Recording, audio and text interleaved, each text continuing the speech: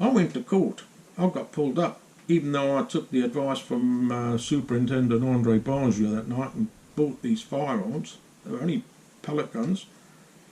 But I got pulled up for not having a licence. And he said, so long as they stayed on your property, you don't have to.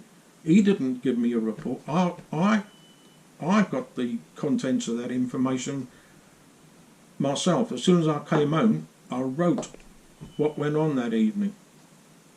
And you won't believe what this man was trying to tell me. I wrote everything down. First 10 minutes, he was trying to say, why did you say you were being shot at in my telephone call to the police? I said, because it sounded like somebody was... It was the same pressure, same thing. I said, it's punk. Then he questioned me as if I was going to be arrested or something. Then he started explaining all the excuse for the tools. Well, we didn't send the petrol bombs away to be analysed because the policeman had picked them up. I said, well, he hadn't touched the contents. Yes, but he shouldn't have picked them up. I said, well, what about the firearm? Well, the firearm he's allowed to have, was on his property, which is a load of bollocks, and which is now I've got a criminal record at the age of bloody 70, what was I, 72 then, 74, 74. I've got a criminal record after having a clean record, all because of this bloody lying paedophile protecting Bonjour. He looks like a bloody Hitler with his little tash, that's all he needs. Why can't I speak to these police officers, these police chiefs? What have they got to hide? I'll tell you why, because they can't sit there and argue with you, not when you've got the truth. I can't get an advocate to work for me. They take all the money. Oh, that's something else. When the police came to my home, 10 weeks late, this is the Rapid Response Firearms Unit, they came to my home. I've asked for information on the lead sergeant who came, Luke Freeman, 389. I've asked for his video recording, his camera. Data access says no, you can't have it because Luke Freeman, 389, was not deployed to your house. And yet I've got it on my search on the warrant, Luke Freeman, 389. How do they work that one out? So I've got a bloke that's came and it's not him. So how can they work that out? They hide in the tape. I have people here with machine guns. This is for an old man that's virtually paralysed, got a job to walk now. Got to walk with a stick and I can't walk fast, I can't move. These people came in, machine guns, everything, as if I was a young man that was going to fight them and everything. And I had the search team as well. And they went through my flat. I said everything was taken out, the deep freeze, the fridge, the beds, everything, drawers. I spent over 3 hours here on an old couple.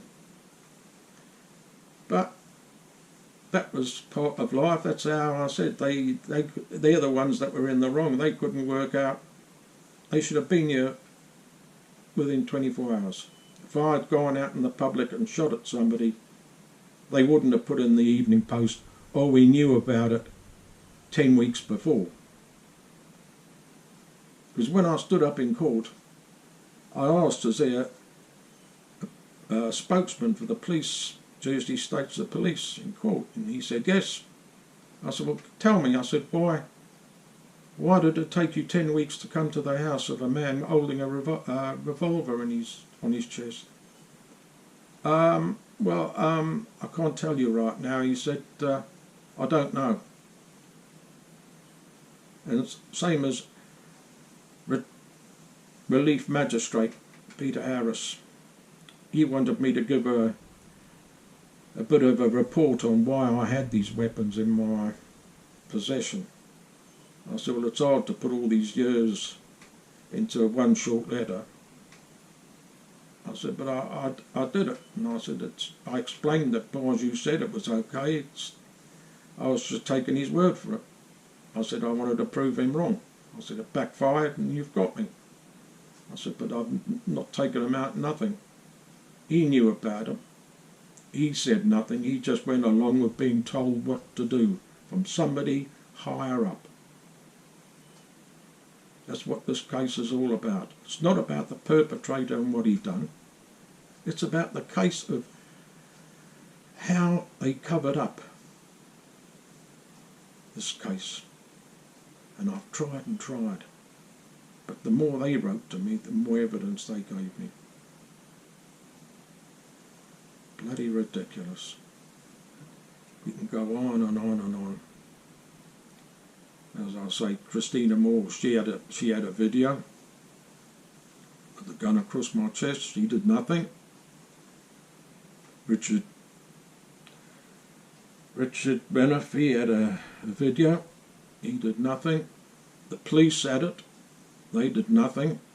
And I've asked them many times, why did you not come within 24 hours? Well, we were waiting for Tim Lecoq, the bailiff, to give us the go-ahead. Now, why would he want to give them the go-ahead? That's what I say. These people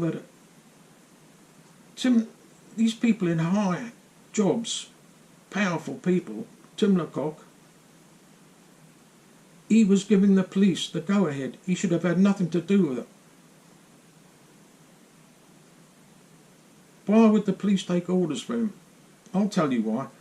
Because when Graham Powers was forced out for following protocol, they realised they wanted somebody they could handle, speak to the public on what the public wanted to hear. So who did they get?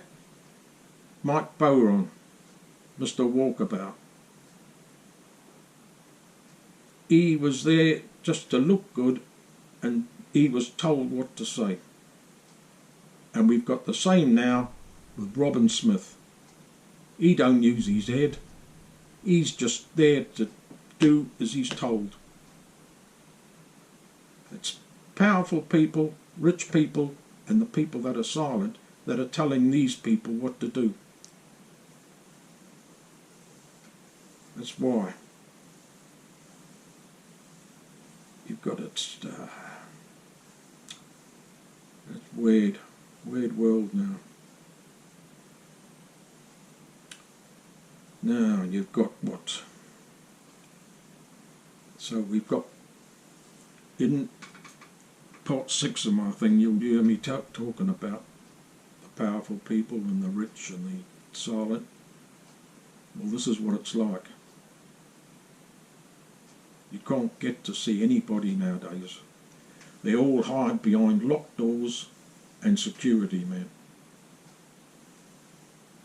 And even though, as I say, I've been to the police station, I've asked to speak to Narcon, I've left letters there saying, please, if you can't speak to me by phone or meet me, speak to me by phone. And I've left 3 names with them to ring me.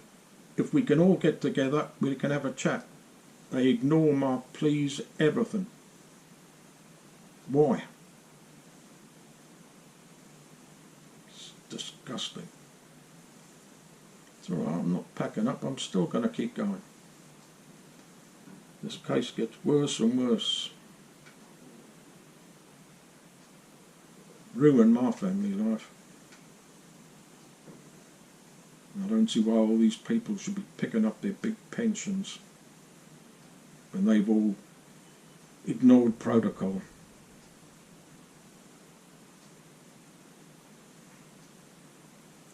Right, I'll see you in another episode, no doubt. I'll be digging up some more. Anyway, this is New Year's Eve. I hope you all have a good New Year. This is from Jersey, Channel Islands, Tony. Thank you very much.